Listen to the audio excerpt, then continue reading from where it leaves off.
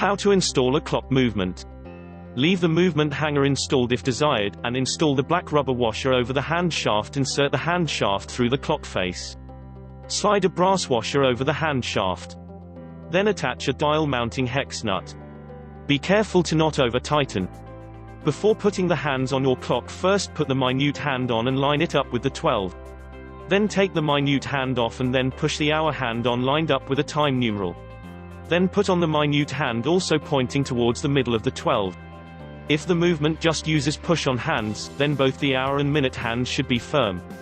If the minute hand shaft has a thread, then you need to lock the minute hand on with a minute nut. Minute nuts are either open for use with a sweep hand, or closed for a clock without a sweep hand. The sweep hands just push on. Once you have the hands in place, check that the hands can move around the clock dial without touching each other or scrapping the dial.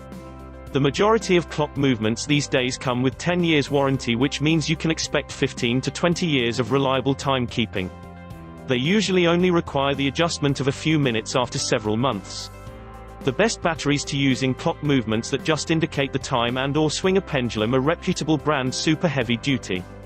These type of batteries have a shelf life of 5 years from manufacture.